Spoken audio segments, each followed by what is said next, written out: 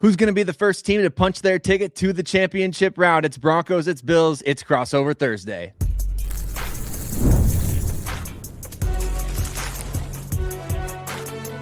You are Locked On NFL Crossover, part of the Locked On Podcast Network. Your team every day.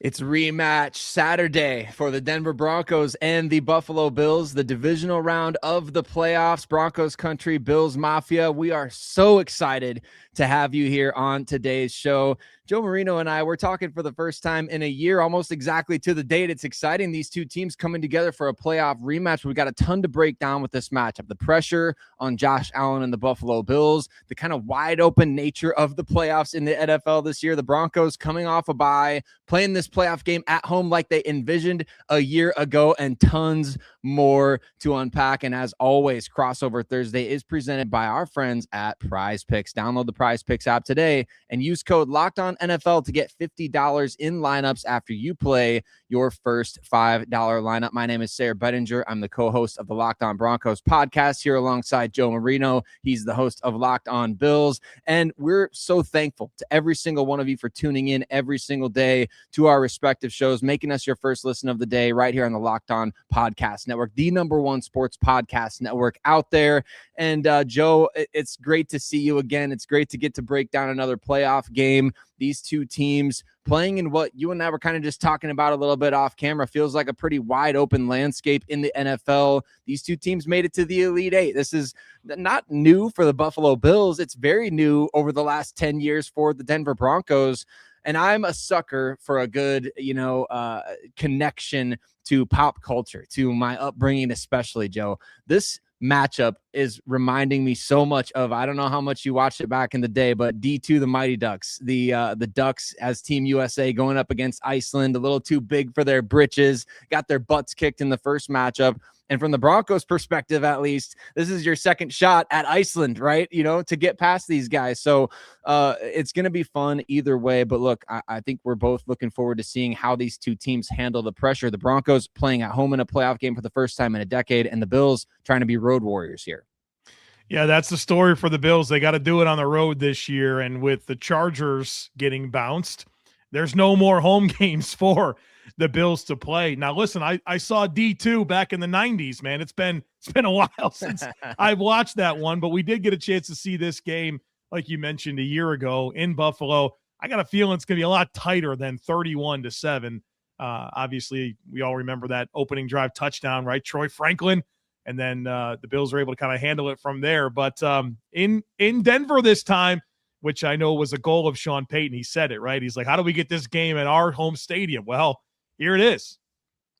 Here it is. You take down the Kansas City Chiefs, take care of business all throughout the season, winning a ton of one-score games, and kind of having to deal with this fraud label, right? That's where the Broncos are at right now. They are home underdogs for this game, which is totally fine. They've been home underdogs a number of times this year, and sometimes it's been justified, and other times they've kind of rewritten the narrative, right? Bo Nix, with the overdog sort of narrative that he created for this team. And I think it's great for both of these teams, right? It adds to the sort of theatrics of everything going into it. The Buffalo Bills, they have every reason to have bulletin board material, right? I mean, Josh Allen, can he get it done in the playoffs without Patrick Mahomes, without Lamar Jackson, without Joe Burrow? I bet you guys are sick and tired of hearing about that kind of thing, because it's not about those guys being there. It's about your team getting the job done. It's exactly what the Broncos have always kind of dealt with, right? Whether it's John Elway, whether it's Peyton Manning, or now Bo Nix, it's like you've got to deal with that outside perception of your team, maybe not always necessarily being a unanimously positive one. And how do you respond in the games? You and I talked about this. It feels like both of these Broncos and Bills teams are really good teams, but not necessarily dominant teams. You've just got to find a way to go out there and win on the biggest stage possible. Well, I can tell you that we're definitely tired of hearing about Lamar Jackson. The Bills have played the Ravens twice in the playoffs and beat them both times. So it's really Patrick Mahomes. They played Burrow one time, and that was some really unique circumstances in that game. It's Mahomes, right? That's the Everest. It's really not Lamar Jackson and the Ravens. So that's the one we want to correctly go away, because both times Josh has had the chance to beat Lamar in the postseason. He's gotten that done. But I think you point out a really good parallel between both of these football teams, where maybe neither one is dominant. Even the Denver Broncos is the number one seed that won 14 of 17 games. And certainly the Bills had a good record, 12-5, wasn't good enough to win the East this year. But they've had some vulnerable moments. They lost 30-13 to the Dolphins. They lost to the Falcons. They couldn't get it done late in the game against the Eagles and Texans, as well as the Patriots in the first matchup at home. So they've had these moments where they've shown some vulnerability, but obviously 12-5, they win a lot of games, and there's been a lot of resiliency along the way, which I think, Broncos country can certainly appreciate with some of the games they've been able to pull off this year. And so, look, whatever people want to say to minimize these teams, they're playing in the divisional round for a reason. And obviously Denver comes into this game off that bye, which feels really good for them when you got a Bills team that played a really physical road game last week against Jacksonville, lost a couple of receivers for the season, a lot of bumps and bruises along the way, and they'll have to do it in a short week, which, thanks NFL for that. I think we'll probably play on Sunday, but an advantage for Denver in this game for sure is the rest component. It is. And that's something that has been a factor for Sean Payton coach teams throughout the decades. I mean, whether he was with the Saints or now with the Broncos, Sean Payton coming off of a bye has been very successful in the postseason, specifically 4-0 when he's had a bye week. So it'll be interesting to see how that's approached, because really, and we'll get into the individual matchups in this game, but really what I'm interested to find out is whether or not the Broncos can keep that resilient narrative going. I mean, you mentioned it for the Buffalo Bills, and that's why I think this is such an intriguing matchup on paper. Even if you're just an NFL fan watching this game, these two teams, you can point to Josh Allen. I think that's why a lot of folks are saying, hey, I like the Bills in this matchup. They've got Josh Allen. He's battle tested in the playoffs. This could be his year, sort of thing. But I think when you look at both teams, it's that resilience, no matter who they're going up against, that you feel like gives each team a chance to win every game. I mean, the defenses have stepped up at different times this season. The quarterbacks have stepped up. If it's an offensive playmaker that needs to have a big game, I mean, for the Bills, it's James Cook. For the Broncos, it's been different guys, Cortland Sutton, RJ Harvey. So these two teams have shown resilience in the way that they can win games however you want to play it. If you want to get into a shootout, these two teams can do a shootout. If you want to have a defensive battle, these two teams will play in low-scoring games and just make a clutch play late. So that's what I'm looking forward to here, is that chess match aspect of things. Whereas last year, like you said, things really got away from the Broncos after that 7-0 lead, happy to be here sort of mentality, made way too many mistakes. How much have they grown from those experiences, and can they put that into practice against a team that, they've been here before and they've got goals on obviously getting further, but now it's on your turf. Yeah, and look, the Bo Nix, he has 7 game-winning drives and 5 fourth-quarter comebacks this year. We know that there's a clutch gene with Bo Nix, and this is a Bills team that's had some huge fourth-quarter deficits against New England, against Baltimore, against Tampa Bay, against Cincinnati. They were able to kind of erase some big fourth-quarter and second-half deficits, and so we won't be celebrating this one until all the zeros are across the board. You got two teams that are going to battle and fight, and there's a lot at stake. Obviously, the AFC Championship game. And, I think both teams are capable of winning this thing. It's going to be about who goes out and executes, who goes out and doesn't make the back-breaking mistakes. We'll find out soon enough. We will, and I'm excited to break down kind of the aspect of, obviously, the Bills wide receiver room being a little bit thin, but the Broncos struggling last year in the trenches. I mean, they got bullied big time last year in the trenches in this matchup. How are they going to be able to respond to the Bills running game, James Cook, his playmaking ability, and about Sean Payton and his personnel groupings? What is that going to look like here in the playoffs after a couple of games where we didn't really see them do much outside of the vanilla? We're going to break all that down coming up on today's Crossover Thursday edition. Locked On Broncos, Locked On Bills. Crossover Thursday is presented by Quo. New year, new systems. This is the time when a lot of us look at the messier parts of how we run our business and think there's got to be a better way. And there is. Streamlining your communications is one of the quickest upgrades that you can make. And that's why today's episode is brought to you by Quo, spelled Quo, the smarter way to run your business communications. Because when your team is reachable, organized, and communicating all in one place, you're not just working cleaner, you're actually creating more opportunities to connect with customers. And I love how simple Quo makes everything. Your whole team can call and text from one shared business number, so nothing gets missed and everyone sees the full conversation thread, which makes replies faster and more personal. And it's no surprise that Quo is the #1 rated business phone system on G2, trusted by more than 90,000 businesses, from solo operators to growing teams. So make this the year where no opportunity and no customer slips away. Try Quo for free, plus get 20% off your first 6 months when you go to quo.com/LockedOnNFL. That's QUO.com/LockedOnNFL. Quo, no missed calls, no missed customers. Crossover Thursday is also presented by Ultimate QB. Draft positions are set, and so many teams are looking for their franchise QB. And if you've ever wished to become a pro QB getting drafted first overall by the Broncos or Bills, well, now you can. There's a mobile game just for you called Ultimate QB Football Legend. And in this game, you step into the cleats of a #1 draft pick quarterback, and it's your job to lead your team to greatness, to help turn a failing franchise into a dynasty. This is the #1 QB career mode game on the mobile app stores, and it introduces the most realistic environment with full career control. You can sign contracts, you can train and upgrade yourself, build chemistry, and evolve your teammates, even give input to your GM on roster moves, play the actual games in 2D, rise through the ranks to become a pro football legend. You'll deal with the ups and downs of a QB career, from rookie nerves to playoff drama, and every choice shapes your journey. Ultimate QB is totally free to play, has no ads, and works 100% offline. Perfect for when you want to sneak in a quick game or two on the go. Just head over to ultimate-qb.com. That's ultimate-qb.com, or search for Ultimate QB in your app store. And we've got something special just for all you listeners. Use the promo code LOCKEDON in all caps in the game store to get a free boost at the start of your career. Ultimate QB Football Legend. QB1, it's your legacy.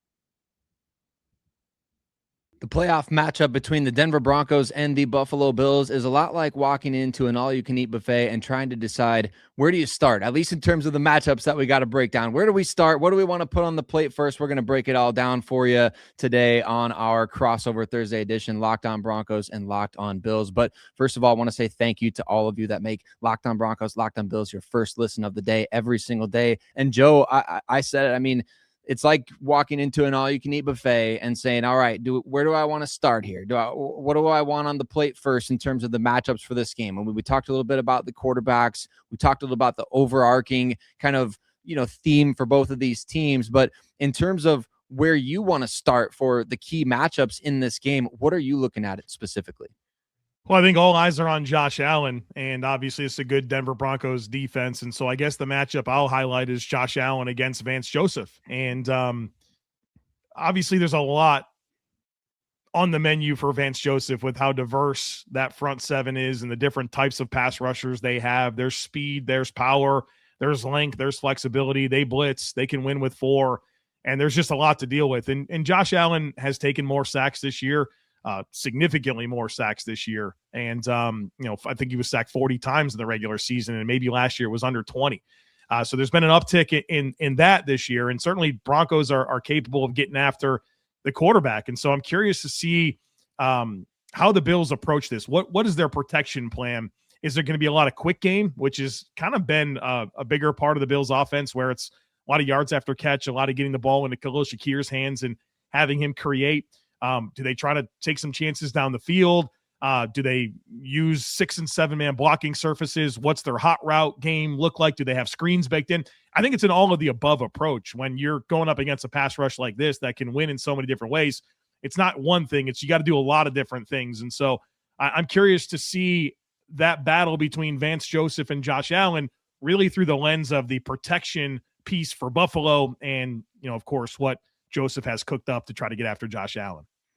I'm really interested by that as well, because when we've seen teams have success against the Broncos this year, obviously getting rid of the ball quickly and attacking downfield, I know those two things aren't necessarily always, they don't necessarily go hand in hand, but you want to take those shots against a defense like Denver's because Riley Moss has struggled so badly this year on those downfield throws. Now, he's made some plays. He's made some big time plays. He's had some great games, but in almost every single game, the opposing team has tested him deep downfield, and it's been a game-altering either penalty or big play going that direction. So that's the matchup that I'm interested to find out is how do the Bills attack Riley Moss specifically? And I know last year going into this game, we kind of talked about it.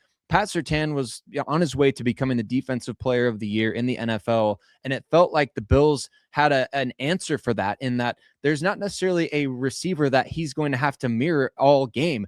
Now I wonder, is it going to be Khalil Shakir that they match up Pat Surtain against? And how does that impact the Bills' ability to not only get that quick passing game going, but also trying to take those shots downfield? Is it going to be Brandon Cooks and Keon Coleman getting that, that attention from him?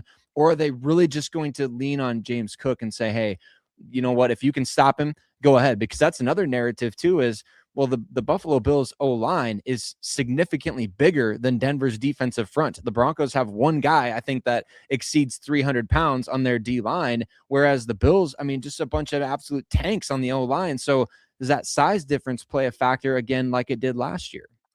Well, first of all, you got to feel a little bad for Riley Moss, man. You're the corner opposite of Patrick Surtain, dude. You're going to get picked on. Tough. That's going to be a tough job for whoever it is. And so, it's hard to not feel a little bit bad for the guy, because he's just going to get so much more opportunities to get tested. And so I think that says a lot more about Patrick Surtain, and people don't want to throw against that guy. So, yeah, but it is an interesting dynamic, because, the Bills don't have a number one receiver. I guess it's Khalil Shakir, but, he's a slot receiver. Are they going to play Pat Surtain in the slot? Maybe. We'll see what they want to do. And if they do that, what other opportunities exist? Does it kind of throw off your spacing? I know that the Broncos run a high rate of man coverage, so maybe it's a little bit easier to put a corner in the slot. But still, we say they run a lot of man coverage. It's still not even 40%, right? No matter, even the heaviest of man coverage teams still play mostly zone. So there's that element to be mindful of. But I think you make a good call out. The Bills are going to run the ball. They are the most run aggressive team in the NFL. The highest percentage of plays of any team that are run plays are run by the Buffalo Bills, and they're going to test Denver. And certainly, based on how last year's game went, they're going to go back to the well, and certainly there'll be new wrinkles on both sides. And I think, Denver having Dre Greenlaw and Talanoa Hufanga are notable additions to their ability to kind of attack downhill. I'm sorry, Sean Payton, I use that phrase. I can talk about it at school. But I know there's a relationship with that guy. I know I got to get my jokes in though. But they're going to test it, right? It's going to be a big part of what Buffalo's going to try to do. And certainly Jacksonville did a great job last week of defending the Bills' run offense. And I'm curious to see what Denver has cooked up. I know that they're a little bit susceptible to the inside run, and certainly the Bills are going to test it out and see what type of success they can have, especially with a depleted receiver core. The Bills don't have volume receivers, but they all kind of have roles, and half of their 6 receivers are placed on injured reserve over the last week. So they're thin there, and obviously there's a lot of tight end and slot work that this Bills offense likes to go to. But how they play Shakir, and then of course the Bills' plan to running the football is going to be really important. And I think communication for the Broncos defense is going to be critical as well, because we haven't seen a ton of Dre Greenlaw this season, but he is expected to play a huge role in this game. And so what does that look like? Are you going to get the playoff enforcer that you signed him to be, or is the communication going to suffer because the guy hasn't been out there a ton this season, especially because Brandon Jones is not playing? So you've got PJ Locke on the back end with Talanoa Hufanga, Dre Greenlaw expected to play a massive role in this game. The Broncos like to answer teams with good tight ends by putting Jahdae Barron out there quite a bit more. So are they going to use that matchup aspect with, the Bills tight end duo? And that's just so many fascinating layers to this. And we haven't even got to the Denver offensive side, where you feel really good about that offensive line, Bo Nix's ability to escape pressure and create. But do you feel good about the Broncos' structure offensively? That's what I'm excited to see defensively, how the Bills approach Denver, because the Broncos' running game, it's been a struggle this season to find consistency. The passing game, it's been a struggle this season to find consistency. But when they hit their stride, Joe, these guys, they can put up a lot of points. And so you kind of just wonder, are you getting Jekyll? Are you getting Hyde? Sean Payton loves to mix up personnel groupings on that side of the ball to try to keep defensive coordinators on their heels. Like, do you view the Bills defense as doing a lot of what we've seen other teams do down the stretch this season, playing a lot of these too high looks, keeping everything in front of them, rally and tackle, make Bo Nix play a little game of darts out there? Can you beat us in zone coverage, hit a spot? Like, what are your expectations for how they're going to defend this Broncos offense based on what you've seen? I'm pretty sure the Bills run the highest rate of too high split safety shells in the NFL. That's what you're going to get. The Bills are going to play top down. They're going to play zone match. They're going to dare you to string together 10, 11, 12 play drives to score. That's what they're going to do. And so, yeah, it'll be on Bo Nix to play in rhythm and slot throws between zones and be consistent, right? And not take negative plays. And then they have some unique pass rush schemes. The Bills are not a very good pass rush. But they are very unique with how they rush. They'll rush 3 with a spy over top and let those 3 just rush however you want with a kind of a cleanup mirror player over top. And, they'll certainly try to overload sides. They'll do some stunts up front because they don't have a lot of talent up front that can just win one-on-one with consistency, especially against a great offensive line like the Denver Broncos have. So I think they're going to get pretty exotic with how they try to rush. Where I'm interested in Denver's offense is, you mentioned the inconsistency running the ball. Well, let me tell you about a defense that's pretty ripe to run the ball against. It's this Buffalo Bills group. They'll give it up, man. There's no doubt about it. And even Jacksonville was a similar story. It's like, oh, yeah, this is not a great rushing offense, but they still had success running the ball against Buffalo. And I think a lot of teams, it's amazing to me, Sayre. I watched, of course, the Bills games every week. I study these Bills games. I can't believe how often these teams get away from running the ball. It blows my mind, and they just stop. I don't know if they just want to make it about their quarterback or whatever it is. They just stop running the ball. It's like, thank you very much. And what concerns me about Denver is replicating some of where Jacksonville had success running the football, which was speed to the edges, right? That's what they have. That's what Denver has in R.J. Harvey and Jaleel McLaughlin and even Tyler Beatty. They got smaller backs that can really win with speed. And so you mash it down and you create an edge, and the Bills have old linebackers in Matt Milano and Shaq Thompson. You dare them to be right on their angles. And I get a little bit nervous about that, especially because Denver, we talk about inconsistency running the football. They're 8th in the NFL in rushing yards per game on carries that attack the C gap or wider. It's 5.2 yards per carry. And that's exactly where Jacksonville had success last week. And I know the Bills will be challenged in that regard again against Denver. Yeah, the running game is going to be an absolute key to victory for either of these teams. And who is going to punch that ticket to the championship round? I mean, that's going to be the biggest factor, I think, is can you keep the other quarterback off the field? Can you control time of possession? Can you convert third downs? Can you get into third and short situations? We're going to break down some of those keys to victory coming up on today's Crossover Thursday edition. Locked On Broncos, Locked On Bills. This Crossover Thursday is presented by Home Chef. As the new year gets going, a lot of people are trying to simplify their routines, right? And dinner is a big one. Between busy work days, cold winter nights, and packed schedules, having an easy and reliable dinner plan makes a huge difference. And that's where Home Chef comes in. Home Chef takes the stress out of cooking by delivering fresh, pre-portioned ingredients right to your door with easy-to-follow recipes that actually taste great. They are rated #1 by users of other meal kits for quality, convenience, value, taste, and recipe ease. And it's easy to see why, right? Because meals, they come ready and easy to fit along with your schedule. 30-minute recipes, oven-ready trays, or quick lunches. And there's over 30 weekly options. So there's a ton of variety as well. And they feel elevated, even restaurant quality, with some of the dishes even co-created by chefs like Gordon Ramsay. It's going to save you time and money. And Home Chef customers save an average of $86 per month on groceries. So for a limited time, Home Chef is offering our listeners 50% off your first box, free shipping, and free dessert for life. Just go to homechef.com/lockedon. That's homechef.com/lockedon for 50% off your first box, free shipping, and free desserts for life. Must be an active subscriber to receive free dessert. Crossover Thursday is also brought to you by Indeed.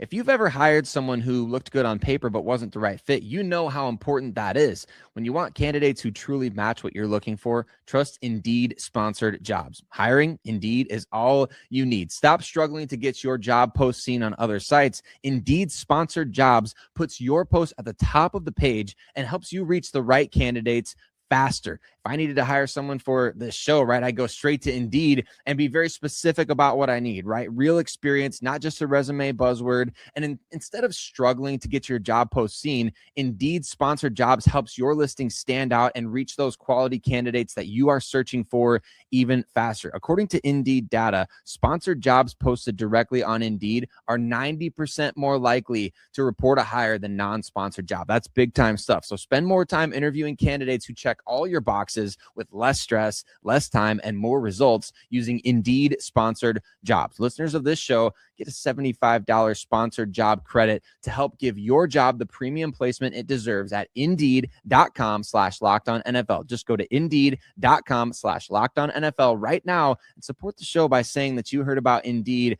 on this podcast. Terms and conditions apply. Hiring, do it the right way with Indeed. Whichever of these two teams, the Broncos or the Bills, are going to punch their ticket to the AFC Championship, it's going to depend on running the ball and a number of other keys to victory that we're going to break down on today's Crossover Thursday edition, Locked On Broncos, Locked On Bills. And Joe, I'm excited to talk about this aspect because you mentioned it, the Bills' weakness defensively, defending the run. The Broncos' weakness offensively has been really sticking with the run. I really wanted to build on that conversation a little bit too, but I want to also hear from your perspective of keys to victory for the Bills in this game. The Broncos are one of those teams that gets away from running the ball even when it's working. And Sean Payton, for some reason, he's even had it on the back of his play sheet at times, like run the ball, So I don't know what it's going to take to get them to commit to it, but I really feel like if they can, that's their ticket to victory in this game, to keep Josh Allen off the field, to convert in the red zone, and to put the pressure all on him to be, I know, I'm sure you're sick of hearing this too, to be Superman. And that's what I think the Broncos need to have happen in this game. You need to have him put on that cape, but you have to be the kryptonite, right? You have to prove that you are his kryptonite. Let him put on the cape. Let him be the guy who has to go win the game, but make the play. I'm not saying that you want to put the ball in Josh Allen's hands, but at the same time, if you get decimated by James Cook, Josh Allen's going to be able to kind of just, all right, you know what? Like you said, let him run the ball. If you're going to give him that, let him have it. That's where I think this game is going to be won or lost, is in the trenches and in the running game. Yeah, I agree with you, dude. Like it's you don't want to lose, but if Josh Allen just does it, okay, that is what it is. But if you don't do the things that are going to optimize your chances to win, that's where it becomes frustrating. And I do think that they need to stick with the run, and that would give them their best chance. 3 keys for me for a Bills win on the road here. Number 1, 2, 3, 4, 5, 6, 7, 8, 9, and 10 is protecting Josh Allen. We'll keep with it for number 1 here, but talked about it's a deep and talented group of pass rushers, a lot of variety. They blitz, they get organic pressure. Got to have the right pressure plan. And I think quick game needs to be a huge part of Buffalo's approach here, getting the ball out of Josh Allen's hands very quickly. Last week, believe it or not, amongst the 12 quarterbacks in the wild card round, Josh Allen had the fastest average time to throw at 2.46 seconds, which is not a normal place for Josh Allen to be. He's usually well above 2.7, sometimes pushing 3 seconds average time to throw. Well, got the ball out of his hands very quickly, and that was critical. And this is a great Denver defense. You got to dig hard to find areas where it's maybe like not top of the league, but they're 15th in EPA and per dropback when the ball comes out in under 2.5 seconds. They've given up the 10th most yards after catch over expectation on throws that come out in under 2.5 seconds. And so when the ball's coming out quick and you got great pass rushers, it's very frustrating, right? They want to get home. And when there's not enough time to get home, just not because you can't beat a block, but because the throws out, that's going to frustrate them. And so I think the Bills got to be choosy with their chances to push the ball down the field and be willing to execute their quick game, which usually they are. But there are times where Josh will chase some bigger plays, and he didn't do that against Jacksonville, and he needs to not do that against Denver. Take them when they're there, but ultimately get the ball out of your hands and keep the offense on schedule. So protecting Josh Allen, I think quick game needs to be part of that. Number 2, the inside run game. The Denver Broncos are metrically pretty good against the run. I do like some of the opportunities that the Bills have to utilize the size of their offensive line. And the Bills are the number 1 rush offense in the league. And when you do consider the Broncos run defense A gap and B gap, so B gap to B gap between the tackles, they've given up the 8th highest success rate in run plays, 9th highest yards per carry. The Bills need to run the football, and they need to run the ball between the tackles and challenge that. And the number 3 is getting pressure on Bo Nix. Bo Nix is a master at not getting sacked, right? He does not let pressure turn into sacks. 2 unbelievable years of not letting that happen. That said, the passing efficiency is not nearly that good when he is pressured. He's 22nd in completion percentage under pressure, 24th in passer rating, 23rd in turnover-worthy throw rate, and 20th in catchable ball rate. You got to find ways to get pressure on this guy and not just let him do what he wants to do and play within rhythm and take advantage of good scheme from Sean Payton. And, he can be creative outside of structure. You got to limit that as much as you can with an effective pass rush plan, which obviously Denver's got a great offensive line. Garrett Bowles is my pick for protector of the year for what it's worth. And it'll be a tough assignment. I don't think the Bills have great one-on-one pass rush winners. And so it's going to be scheme that they'll have to rely on. And it needs to work.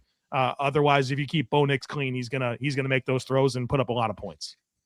Yeah, 100%. I love those keys. And I think from the Broncos aspect of things, the number one thing is to dominate in the areas that you've dominated all year defensively, right? Third down and red zone. You might give up some big plays. You might give up some opportunities down the field, but what happens when you do? Are you going to be able to hold the Bills to 3, or are you going to give up 6, right? And that's where Vance Joseph is maybe going to make or break his head coach candidacy going forward. So I'm interested to see, can the Broncos just be awesome at the things that they've been awesome at defensively? Number 2, you got to force takeaways. I mean, I hate that we're even talking about this with a defense that had 68 sacks this past season, top 5 in every major metric except for creating takeaways. It makes no sense to me, Joe, that we haven't seen that a lot this year. But I do remember the last time the Broncos were able to beat the Bills, which was Russell Wilson at quarterback, one of the craziest games that I've ever seen. They forced a lot of too many men on the field. Too many men on the field. Yeah, exactly. Yeah, I remember it well, Sayre. Remember it well.